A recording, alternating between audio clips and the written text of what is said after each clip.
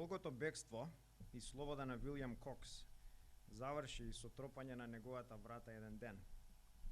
Кокс живееше во стара приколка сместена на диви територии, само западно од Мелбурн, Флорида. Полицијата го одведе овој 79 годишен човек со бела брада. Ширл Четам, 34 години од Палм Беј, изјави дека го познава Вилјам речиси 15 години. Таа ги слушала неговите шеги, слушала како тој свири гитара, дури и отиде да лови со него. Таа исто кажува дека ова е човекот кој незините деца го викаат Дедо Вил.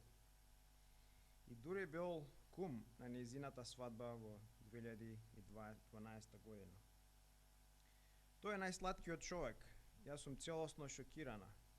После сето ова време, како успеа да биде фатен, како остана без проблеми и неволи сето ова време, рече Четам, додавајќи дека не планира да им каже на своите деца за псењето се уште.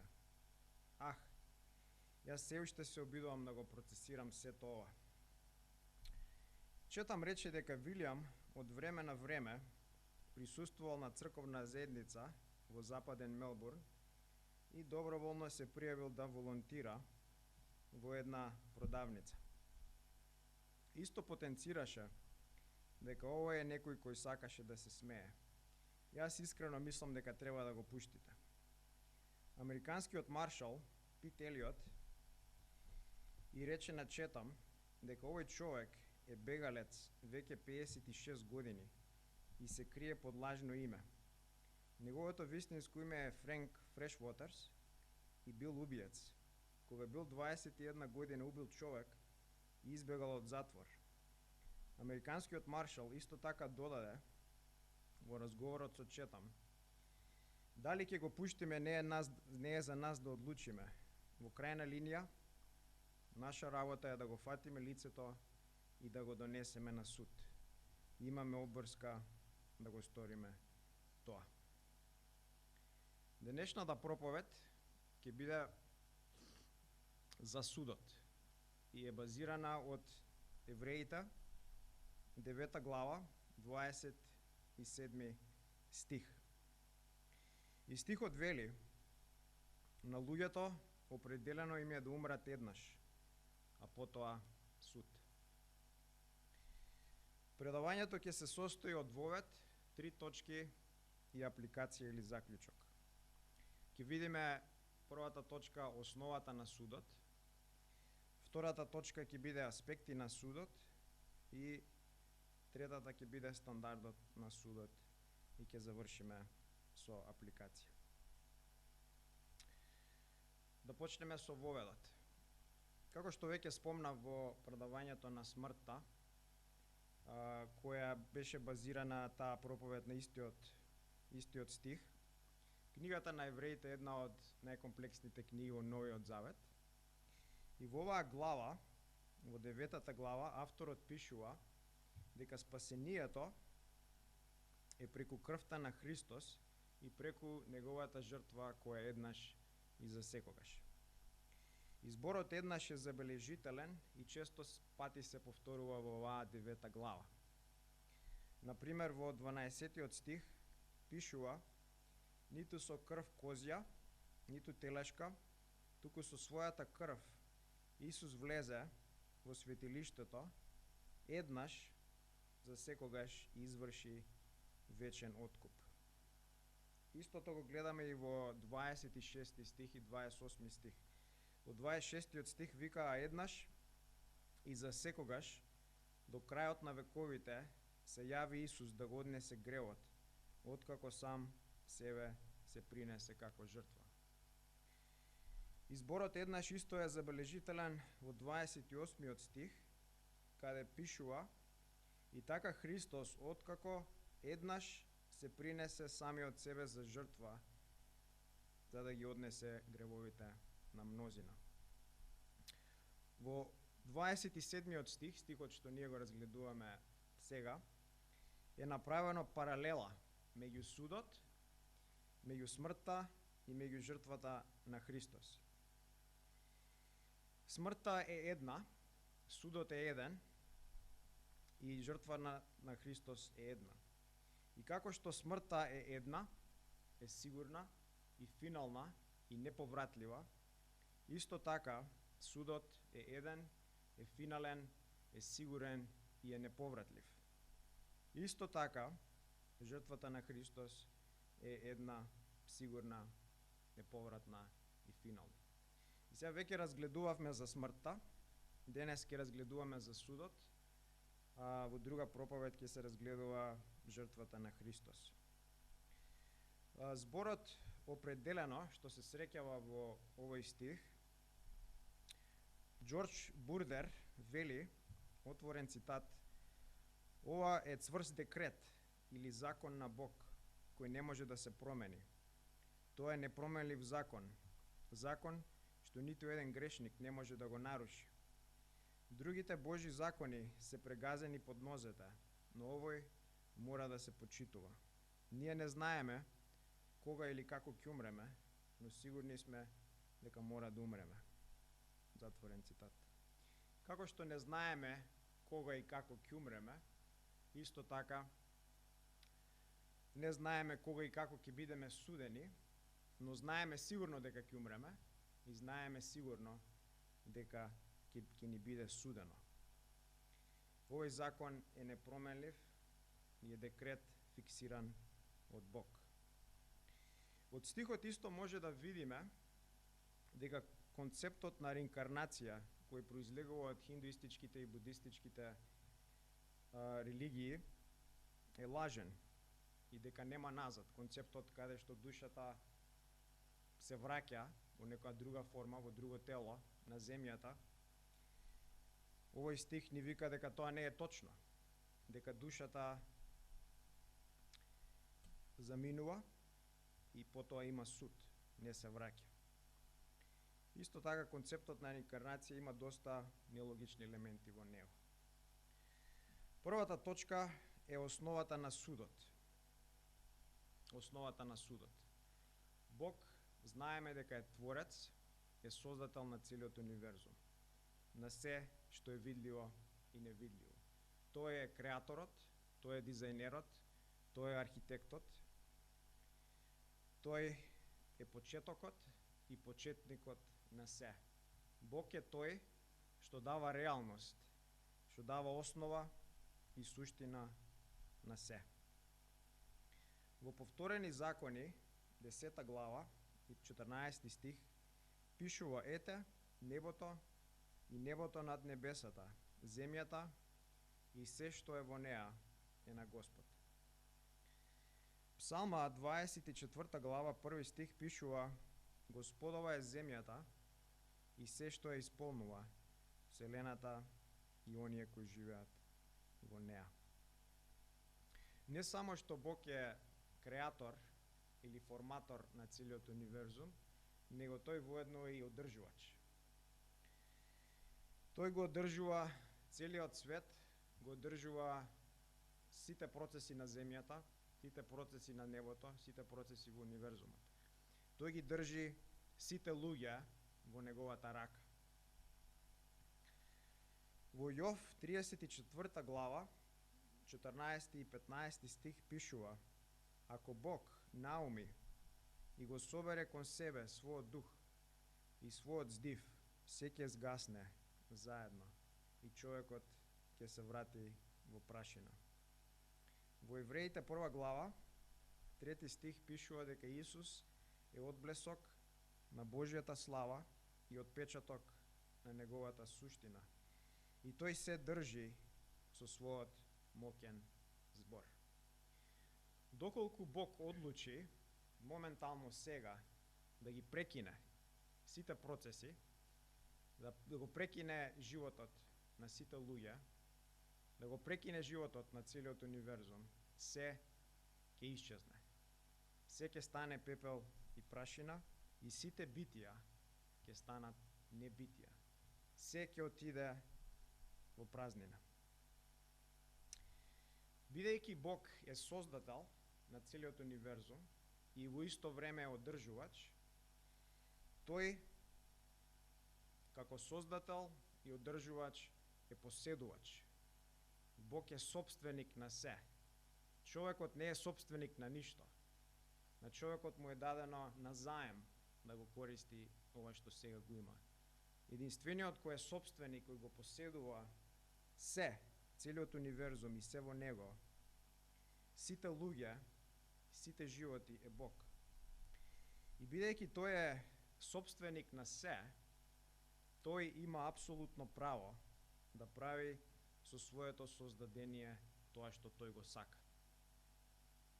Стивен Шарнок во книгата Атрибутите на Бог пишува, отворен цитат: тој кој дава битие, движење, тој кој е единствената причина за постоењето на битието, кој претходно беше ништо, кој нема ништо да се согласи со Творецот, ниту од него или на него да му помогне, туку Творецот со својата единствена сила го командува тоа да застане во битие. Тој е неспорен Господ и собственик на тоа што нема зависност освен на него. Затворен цитат. Бог е творец на целиот универзум, Бог е одржувач на целиот универзум, Бог е собственик на се. И како собственик на се, тој е апсолутен владател и суверен над се. И како апсолутен владател и суверен над се, тој е по автоматизам судија. Бог е морално битие и го формира човекот како слика и подобие и отсјај на неговата природа.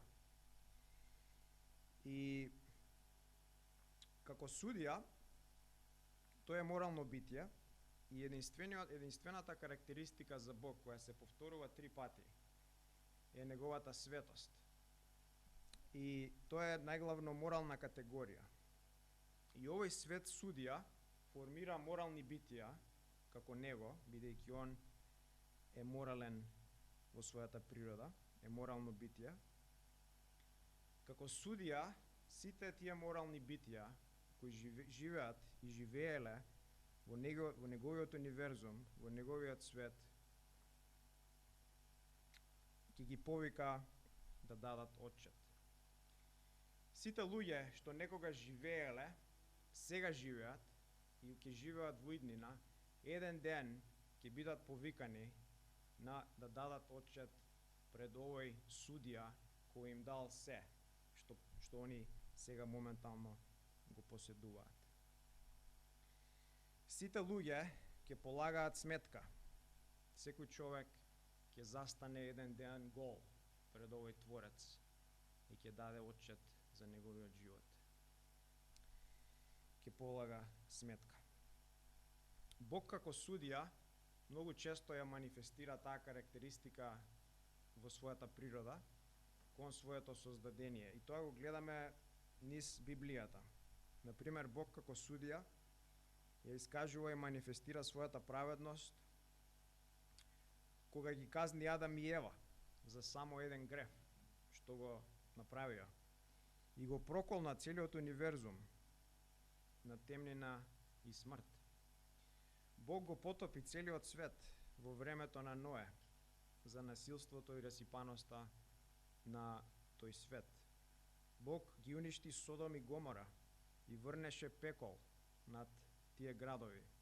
Врнеше пекол од рајот над тие градови и ги уништи, ги срамни до земја поради нивниот неморал и перверзии. Бог тотално уништи и елиминира племења во ветената земја. Бог испрати 10 страшни чуми над Египет. Го испрати Израел и Јуда во робство и маки. Ги казни евреите што го отфрлија Исус. И со страшни маки ги казни луѓето во последните времења. И крајно и финално ја исполнува својата улога како судија е на судниот ден. Крајната и финалната манифестација на Бог како судија е во страшниот пекол.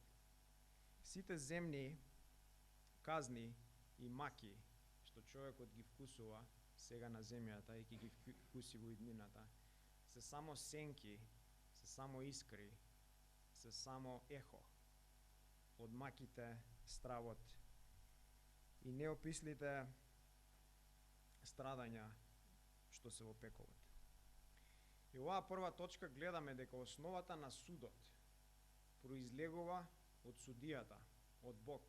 Бог како творец на целиот универзум, Бог во исто време како одржувач на целиот универзум, како собственик и поседувач на целиот универзум, на сите луѓе и се што е на земјата.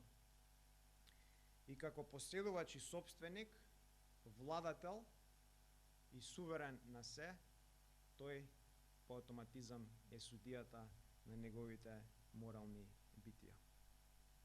Тоа е првата точка. Основата на судот е судијата кој е владетелот и собственикот. Втората точка е аспекти на судот и ќе видиме три аспекти на судот. Во оваа точка ќе има три подточки. Ќе видиме моментален аспект, иден аспект и краен и финален аспект. Значи три аспекти ќе разгледам. И крајниот и финалниот аспект е тој што се зборува во овој стих, во стихот 27. И моменталните и идните аспекти се само сенка и искра од крајниот и финален аспект на судот. Првата подточка е моменталниот аспект. Моменталниот аспект се состои од тоа што одлуката е веќе донесена. Човекот, поради својот грев, е веќе осуден и судската одлука е веќе донесена. Во Јован 3 глава, 18 стих, Јован вика: кој верува во Исус нема да биде осуден, а кој не верува, тој е веќе осуден, зашто не поверувал во името на единородниот Син Божи. И овде времето е сегашно. Сега е осуден, моментално. Јован 5 глава, 24 стих, Исус вика: вистина, вистина ви велам, кој го слуша словото мое и верува во оној кој ме прати, има живот вечен и нема да дојде на суд, туку преминал од смрт во живот. Има живот вечен, исто така е моментално сегашно време. Сега има живот вечен и сега има суд. Гревот носи вина и вината носи суд и казна. Дури и најмалиот грев носи со себе огромна казна. Еден има напишано, отворен цитат: најмалиот грев, најкратката лоша мисла и вибрација во човековиот ум заслужува и се здобива со толкава вина, што вечни, бесконечни и неописливи маки во пеколот не се доволни да задоволат незината казна. Најмалиот и најкраткотрајниот грев запалува и разгорува огромен и бескрајен пеколен оган, што ништо не може да го изгаси. Најмалиот грев е најголем напад и навреда кон Господ, зашто Господ е совршено и бескрајно издигнат во својата величествена големина, светост и слава. Најмалото прекршување на Божиот закон е презир кон бесконечна и вечна личност и затоа заслужува бесконечна и вечна казна. Затворен цитат. Значи, во оваа подточка гледаме дека судската одлука е веќе донесена. Е моментално донесена и таа судска одлука ни кажува дека човекот е виновен и дека заслужува суд и казна. Тој суд и казна кој моментално се гледа во овој живот се манифестира на најразлични начини. Например, се манифестира преку болест, преку несрекна случка, преку природна непогода, преку земјотрес, поплава, торнада, суши, економски кризи, војни и други работи. Но крајно и финално Божиот гнев и лутина ќе се манифестира на судниот ден. Ова се почетоци, се породилни маки, како рече Исус. Се моментални тешкоти кои доаѓаат. Тоа е првата подточка. Втората подточка е идниот аспект.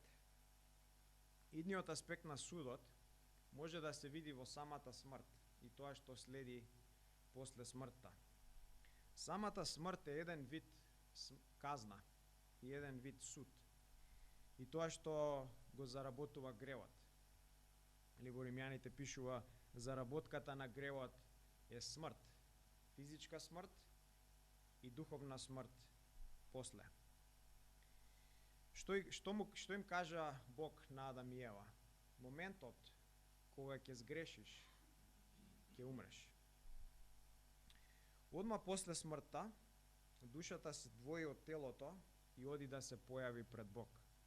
Телото оди во земјата и таму се распаѓа, но душата, доколку човекот е верник и е наново роден, неговата душа оди кај Бог во рајот и е во благослов и радост.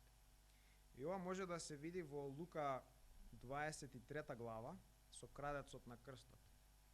Во Лука 23 глава, 42 и 43 стих, пишува: и крадецот се покаја и му рече на Исус: сети се на мене, Господи, кога ќе дојдеш во царството свое. И Исус му рече: вистина ти велам, денес ќе бидеш со мене во рајот.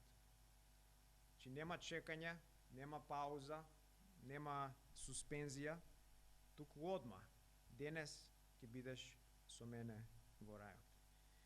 Доколку па човекот е неверник и не е наново роден и не го познава Господ Исус како негов Господар и Спасител, неговата душа оди во местото на мртвите или подземјето и е во маки и немир. И почнува да ги вкусува почетоците на маките што ќе следат во пеколот. И ова може да се види, например, од Лука 16 глава, 22 до 24 стих, за сторијата на богатиот и сиромавиот, која Исус ја кажува. И пишува: умре сиромавиот и ангелите го однесоа во пазувите Авраамови. Умре и богатиот и го погребаа. И во местото на мртвите, додека беше во маки, ги подигна очите своји и го виде оддалеку Аврам и Лазар, или сиромавиот во неговите пазови. Тогаш тој извика и рече: Оче Аврам, смилувај ми се и прати го Лазар да го накваси својот прст во вода и да ми го разлади јазикот, зашто многу страдам во овој пламен. Значи, овој еден аспект на судот го гледаме во самата смрт, која доаѓа на сите луѓе, и во казната која следува после смртта и позиционирање на душата, дали во благослов или во маки. Третиот аспект, или конечниот аспект на судот, е крајниот суд и е страшниот суден ден кој доаѓа. И на овој суден ден, како што кажав, сите луѓе што некога живееле, што сега живеат и ќе живеат во иднина, ќе се појават. Овој страшен суд е опишан во Откровение 20 глава, 11 до 15 стих. И на овие стихови ќе се задржиме некој период, ќе ги разгледаме. Првен да ги прочитаме. Откровение 20 глава, 11 до 15 стих. И видов голем бел престол и седнатиот на него, од чии лице побегна земјата и небото, и за нив место не се најде. Потоа ги видов мртвите, мали и големи, како стојат пред Бога. Се отворија книги. И друга книга се отвори, книгата на животот. И судени беа мртвите според запишаното во книгите, според делата нивни, Морето ги поврати мртвите своји, кои беа во него, смртта и местото на мртвите ги повратија мртвите своји, што беа во нив. И секој прими суд според делата своји. А смртта и местото на мртвите беа фрлени во огненото езеро. Тоа е втората смрт. И кој не беше запишан во книгата на животот, беше фрлен во огненото езеро. Стихот 11, почнеме со 11 стих, вика: видов голем бел престол и седнатиот на него, од чии лице побегна земјата и небото, и за нив место не се најде. Бог седи на својот бесконечен, бел, блескав престол. Седнува да суди. И целата земја, целото небо, целиот универзум бега од страв. Се тресе и трепери и се крие од седнатиот на престолот. И за да добиеме подобра слика на сценава што се случува, е добро да се прашаме колку се мокни земјата и небото и универзумот. Колку се навистина мокни. НАСА вели дека за време на еден животен циклус, на еден ураган, тој може да потроши толку енергија која е еквивалентна на 10.000 нуклеарни бомби. И тука се збори за просечен ураган, не за ураганот од типот на Катрина, што уништи многу работи во Америка. Понатаму, најсилниот земјотрес забележан до сега бил во 1960 година во Чиле, со големина од 9,5 степени. Земјотресот во Скопје во 63 година бил со големина 6,1 степени. Енергијата што се ослободила од овој земјотрес во Чиле од 9,5 степени била еквивалентна на енергија ослободена од повеќе од 25.000 нуклеарни бомби. Волку нуклеарни бомби има да ја парчосат, да дебилитираат, да уништат све на земјата, дури и самата земја.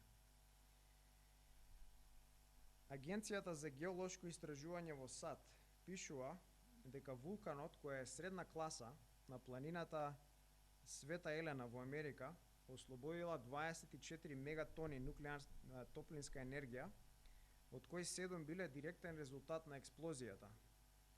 Тоа е еквивалентно на 1600 пати поголема енергија ослободена од атомската бомба што била фрлена на Хирошима.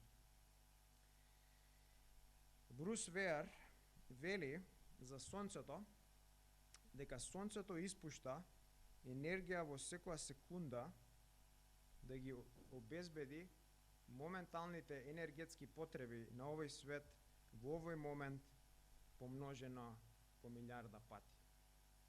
Значи, ќе кажеме ово уште еднаш: Сонцето у секоја секунда испушта толку енергија, што е доволно да ги задоволи сите енергетски потреби на овој свет моментално помножено по милиарда пати. И звездава како Сонцето е просечна големина, не е ништо посебно во Млечниот пат, во галаксијата во која ние сме, и се смета дека има 10 милиарди звезди само во нашата галаксија, а дека има милиарди други галаксии надвор од нашата галаксија. Прашање што може да си го поставиме е колку голем е универзумот, што се крие и трепери од Бог.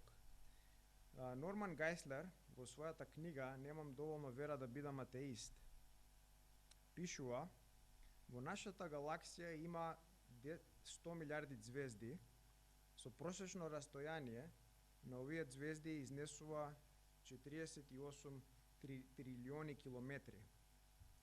Колку се 48 трилиони километри? Ајде да го кажеме ова. Ако Вселенскиот шатал, кој е во орбита, патува со 17.000 мили на час, или од прилика 8 мили во секунда, или ако претвориме во наши мерни единици, тоа е од 8 км у секунда или 28.800.000 км на саат.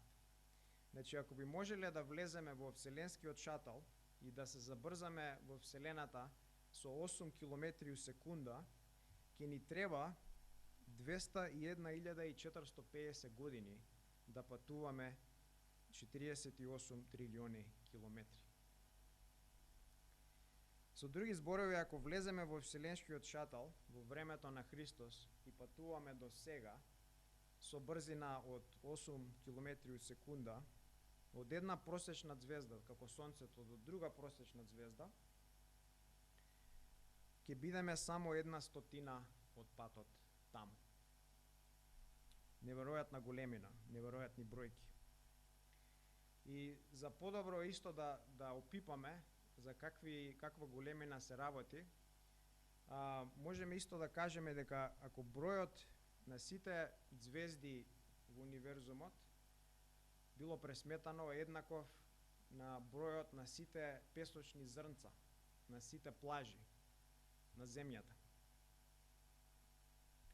И сега замисли, ако одиш со 8 км у секунда, од едно песочно зрнце до друго песочно зрнце, ќе ти треба 200.000 години да одиш.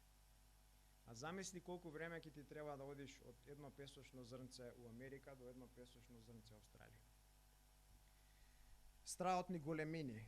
Нашиот ум не може да ги собере овие големини. И ако толку е мокна земјата, небото и универзумот, кои се тресат и треперат пред овој кој седи на престолот, можете да замислите каква е таа гледка, кога Бог ќе седне на престолот да суди и целиот универзум ќе се скрие од страв. Колку моќен е овој Творец, колку моќен е овој форматор на целиот универзум. Во 12 стих пишува: и потоа ги видов мртвите, мали и големи, како стојат пред Бог.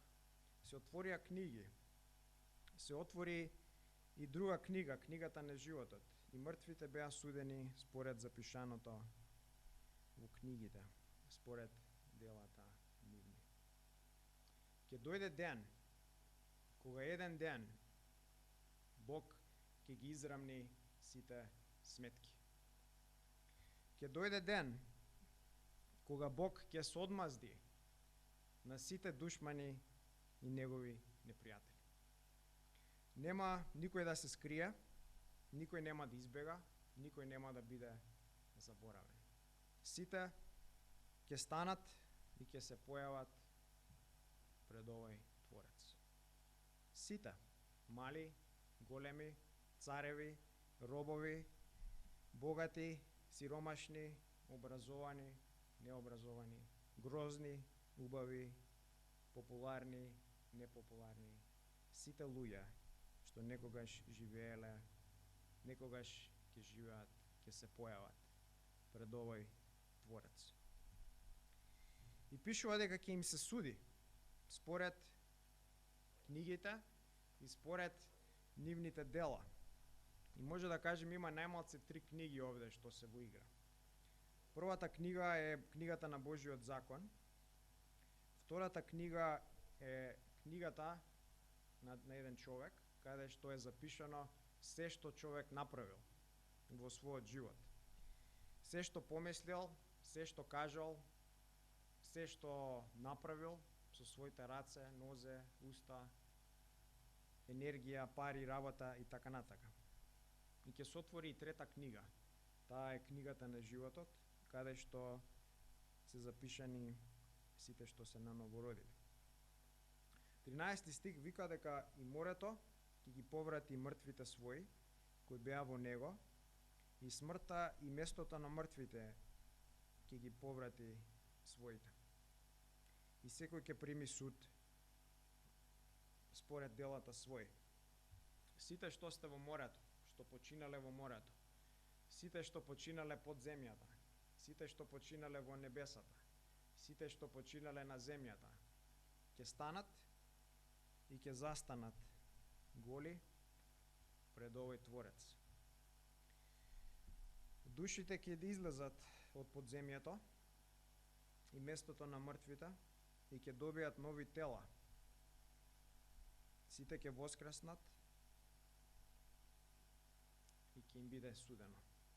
Господ Исус оваа сцена ја опишува во Јован 5 глава, 28 и 29 стих и вика: не чудете се на ова, зашто иде часот кога сите кои се во гробовите ќе го чујат гласот на Синот Божји и ќе излезат. Кои правеле добро, ќе воскреснат за живот, а кои правеле зло, ќе воскреснат за осудување. 14 и 15 стих вика: и смртта и местото на мртвите беа фрлени во огненото езеро, тоа е втората смрт, и секој кој не беше запишан во книгата на животот беше фрлен во огненото езеро. Значи смртта и местото на мртвите се фрлени во пеколот, нема веќе смрт да постои, нема веќе луѓето да одат во местото на мртвите, и сите кои не се запишани во книгата на животот исто така се безмилозно фрлени во пеколот, која се нарекува втората смрт, која е смрт која никогаш не умира. И сите грешници кои не се помириле со Бог, сите грешници кои не го познале единствениот Спасител кој може да ги спаси од пеколот и не поверувале на Синот Божји, ќе бидат безмилосно фрлени во пеколот. И пеколот не е место на забава, не е луна парк со кока-кола и сладолед и дружба со твоите најдобри пријатели, туку е место, е свет, е универзум на страшни маки, на неописливи маки, на маки кои не можат да се замислат. Еден има напишано, отворен цитат за пеколот. Пеколот е длабока, густа, тешка темнина, кој безброј сонца не можат да ја осветлат. Пеколот е застрашувачки, бесен и ненаситлив оган, кој безброј океани не можат да го изгасат. Пеколот е мачна, очајна и нагризувачка тага, која безброј музики и вина не можат да ја развеселат. Пеколот е мизерна, депресивна и тажна осаменост, која безброј пријатели не можат да ја прекинат. Пеколот е вечна, ненаситна и мачна казна, која безброј солзи и покајувања не можат да ја намалат.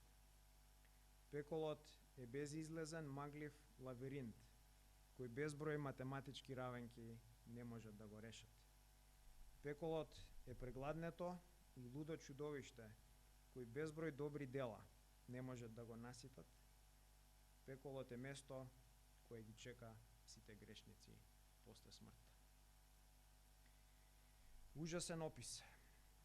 Томас Брукс во својата книга Лондонскиот плач пишува за пеколот. Отворен цитат: нашите земни пожари може да се угаснат и изгаснат. Најжешките пламени и најголемите пожари били угаснати и изгаснати со вода. Пожарите на нашите огништа и во нашите оџаци често умираат и исчезнуваат сами по себе. Нашиот пожар се одржува со дрво и се гасне со вода.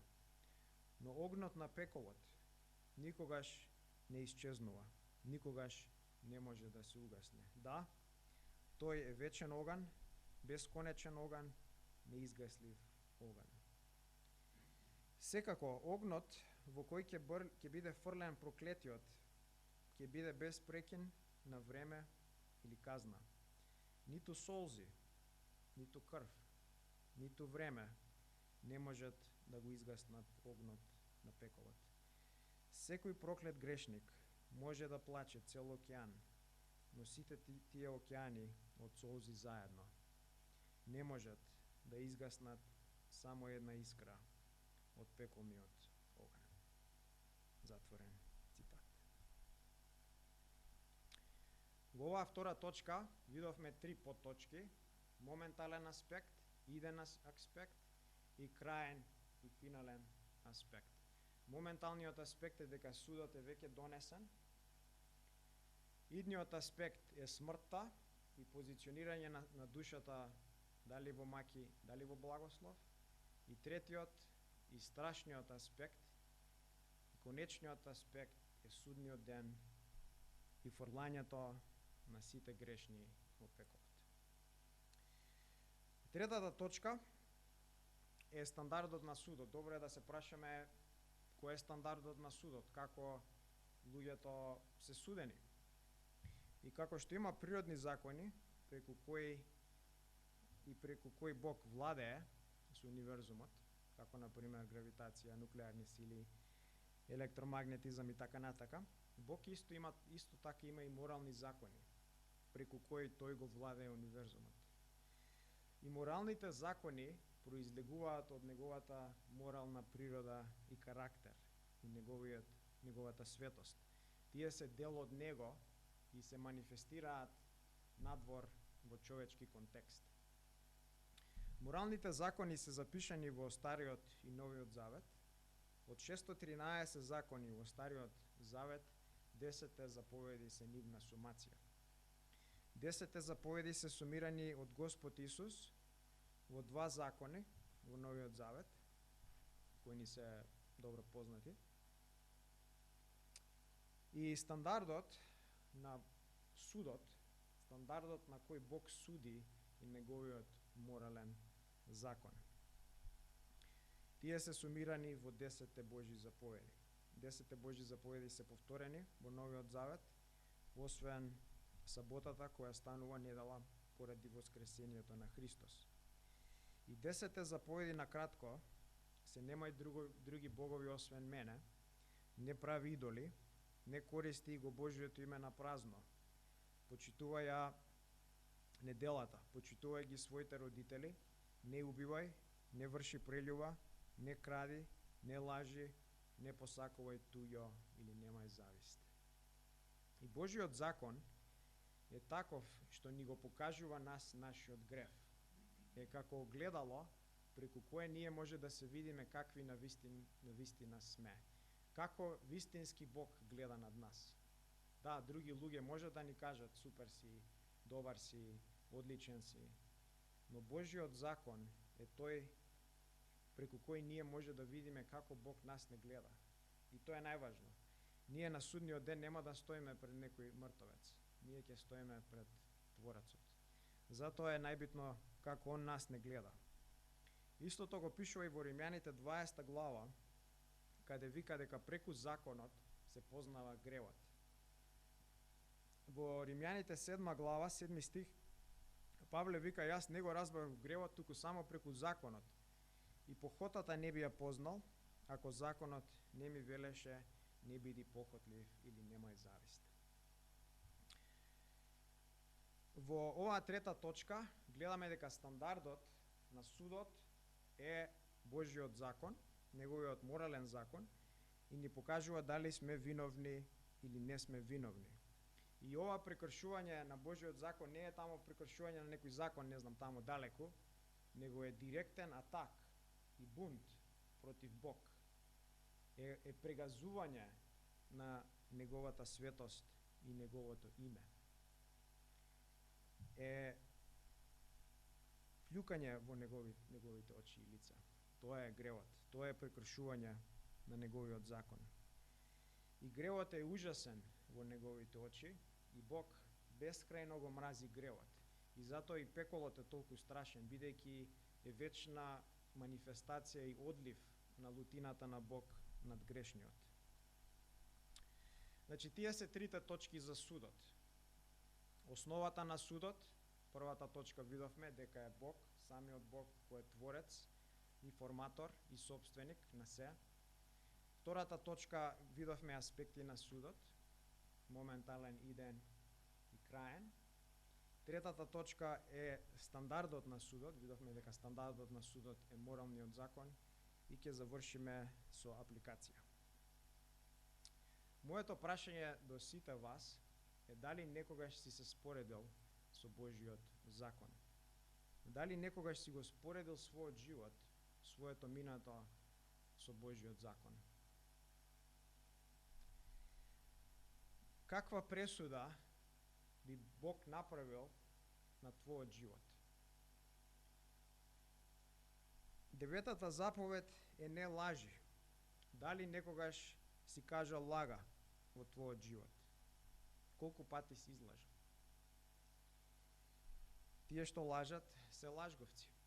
Осмата заповед е не кради, мали или големи работи. Дали некогаш си крадал? Дали некогаш си препишувал на тест? Дали некогаш си стримнувал од интернет музика, видеа, филмови без да платиш? Од Pirate Bay и Torrent. Тоа е се кражба.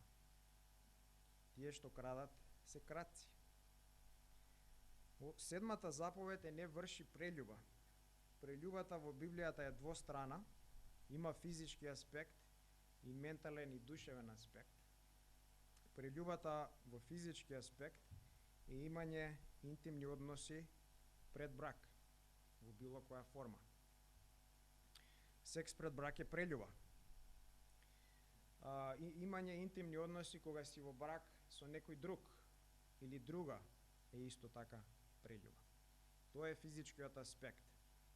Менталниот или душевниот аспект на прелюба е посакување на прелюбата во срцето. Господ Исус вика во Матеја 5 глава 28 стих: Јас пак ви велам дека секој што ќе погледне на жена со желба, тој веќе извршил прелюба со неа во срцето свое. Дали си имал интимни односи пред брак? Треба да се прашаш. Дали си посакувал и имал страстни имагинации за жени кои не се твои? Дали си гледал порнографија? Шестата заповед е не убивај. Исто така оваа заповед е двострана, има физички аспект и ментален и духовен аспект. Физичкиот аспект се разбира е да утепаш некој. Духовниот или менталниот аспект е тој што многу луѓе ги прави убици во очите на Бог. И Господ Исус исто така во Матеја 5 кажува дека кој има лутина во срцето и таа лутина ја манифестира во навреда кон некој друг човек, е убиец, е виновен за убиство во очите на Бог. Семето на убиството е лутината. И кога лутината се зачнува убиството. Дали сте навредиле некој човек со погрден збор или пцуење? Ако сте навредиле, тогаш сте убиец во очите на Бог. Третата заповед е не го користи Божјото име на празно. И кој го користи Божјото име на празно е виновен за богохулие. Дали сте кажеле дај Боже, не дај Боже, жити Боже? Така, како изречица, и да се пополни реченица. Тој што го направил, тоа е виновен за богохулие. И можеме да видиме дека како ги листаме овие закони, како светлината на Божјиот закон продира во нашата душа, гледаме колку сме грешни. Гледаме колку темнина и црнила и гнаса има во нас. Гледаме дека нашите срца се бунари од ѓубре, континери се, полни со злоба и неморал и перверзии. Казната за гревот е прекршување само на еден од овие закони и само на еден во мислите. И казната за гревот е смрт. И физичка смрт и духовна смрт. Поради гревот, Бог треба сите моментално да ги срамни, зашто казната е смрт. Но не се срамнени. Зошто? Зашто Бог е милошлив. Зашто Бог чека луѓето да се покајат. Зашто Бог има свој план. И на судниот ден, кога Бог ќе отвори книгата на твојот живот, каде што се што си направил, се што си кажал, се што си помислил, секако си се однесувал во твојот живот е запишано. и ќе отвори книгата на неговиот морален закон и ќе прави споредби. Дали ќе бидеш виновен или невиновен? Можеш да замислиш ова како би изгледало. 1 јуни 2002 година си излажал 2 пати. Си симнал од интернет 5 песни пиратски. Си гледал порнографија, си опцул 5 пати. 2 јуни си имал неморални односи, си се опијанил и си опцул 2 пати. 3 јуни пак си гледал порнографија, пак си излажал, си препишал на тест. 4 јуни, 5 јуни, 6 јуни, 7 јуни, секое станување, секое легнување, секое изгреј сонце, секое зајди сонце. Ќе се појавиш пред Бог со милиарда гревови. Со Монт Еверест од гревови ќе стоиш пред него. Многу ќе биде страшна сцената. Сцената ќе биде неописливо страшна. И некој ќе каже, што се случува со моите добри дела? Нели имаме добри дела? Имаме лоши, ама имаме добри. Во Библијата ни кажува дека немаме добри дела. Дека сите наши добри дела се измачкани, се отруени, се регјосани од себични, горделиви, грешни мотиви и намери.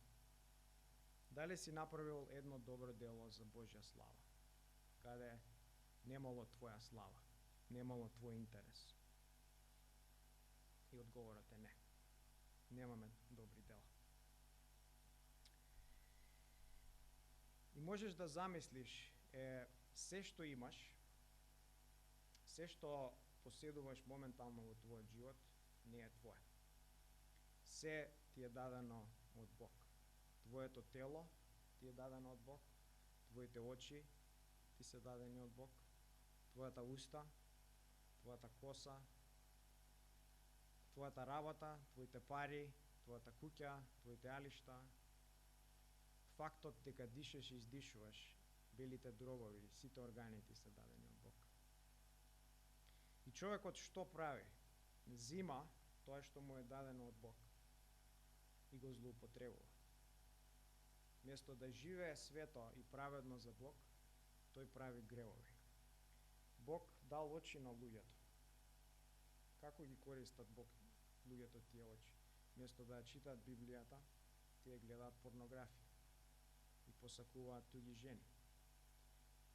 Бог им дал раце на луѓето. Место да работат, да бидат вредни, тие крадат и удираат други луѓе. Бог им дал на луѓето тело. Како тие го користат своето тело? Се пијанчат, се неморални, а не го користат за Божја слава, за молитва, за издигнување на Неговото име. И секој ден, секое изгреј сонце, секое зајди сонце, секое станување, секое легнување. Секој човек си напластува грев, си трупа вина. И таа вина ќе биде истурена и казната на судниот ден. Се повеќе човекот живее, толку повеќе прави гревови и толку повеќе натрупува гнев, што ќе биде казнет и смачкан на судниот ден. Во Римјаните 2 глава, 5 и 6 стих пишува Павле дека поради твојата тврдокорност и непокајаничко срце си собираш гнев на денот на гневот, која ќе се открие праведниот суд на Бог, кој секому ќе му даде според неговите дела. Секој ден, кога живееш во грев, си напластуваш и натрупуваш лутина. Еден исто има напишано дека грешникот со секој издив на воздух, со секоја капка вода испиена, со секоја трошка леп изедена, со секој поглед на окото, со секој збор од устата, со секој звук на увото, со секој допир на раката, со секој чекор на ногата пот на кожата, влакно од месото, коска од телото. Секое задоволство е стапица, секој дар е суета, секој благослов е проклетство, секоја можност е казна, се е осуда и само осуда. Целиот живот и сите дарови што човекот ги има, ги злоупотребува и генерира осуда, казна, лутина која ќе биде манифестирана на судниот ден. Бог ќе ја издигне својата слава и ќе рече: ти сгреши, го смачка моето име и мојата чест и сега ќе ја издигнеш мојата слава во пеколот цела вечност. Бог нема да остави неговото име, неговата слава и неговата чест да бидат фрлени во континер, да бидат прегазени и фрлени во калта. Тој ќе ги издигне својата слава и чест во судењето на грешниците во пеколот. И како што Вилијам Кокс, со кој почнав, еден ден, ненадејно, неочекувано и наеднаш беше фатен, после 56 години од криење и бегство, и беше донесен на суд.